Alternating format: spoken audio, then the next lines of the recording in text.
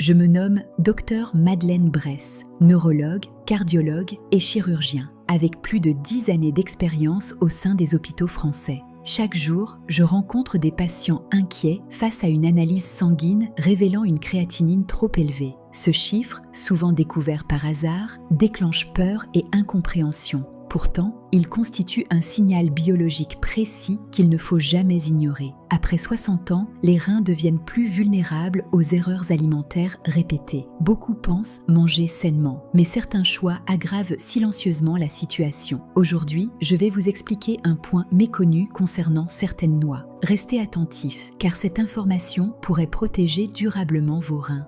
La créatinine est un déchet issu du métabolisme musculaire. Elle est filtrée par les reins puis éliminée dans les urines. Lorsque son taux augmente dans le sang, cela signifie que la filtration ralentit. Ce ralentissement peut être discret mais progressif. Après 60 ans, la diminution naturelle du débit de filtration glomérulaire est fréquente. Un excès de certaines substances alimentaires accentue cette charge rénale. Le problème n'est pas seulement la quantité, mais la qualité des aliments consommés. Et certaines noix, malgré leur réputation saine, peuvent poser problème. Les reins sont des organes extraordinaires, mais sensibles. Ils régulent l'équilibre hydrique, les électrolytes et la pression artérielle. Ils participent également à la production d'hormones essentielles. Une surcharge prolongée peut altérer progressivement leurs unités filtrantes. Ce phénomène est souvent silencieux au début. La fatigue, les œdèmes ou l'hypertension apparaissent tardivement. C'est pourquoi la prévention nutritionnelle est cruciale. Comprendre l'impact des noix est un levier puissant. Toutes les noix ne sont pas dangereuses. Certaines sont riches en minéraux protecteurs et en bons acides gras. D'autres, en revanche, concentrent du phosphore et du potassium en excès.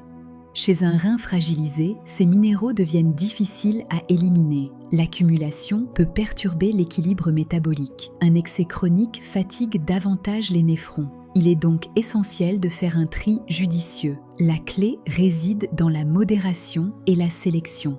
Première noix à limiter après 60 ans en cas de créatinine élevée, la noix du Brésil. Très riche en phosphore et en sélénium, elle peut surcharger un rein affaibli. Sa densité minérale est bénéfique pour certains profils, mais pas pour tous. Un excès régulier accentue le travail d'épuration rénale. Chez un patient insuffisant rénal léger, cela peut aggraver la situation. Il ne s'agit pas d'interdiction totale, mais de prudence. Une consommation occasionnelle reste acceptable. La répétition quotidienne est le véritable danger. Deuxième noix à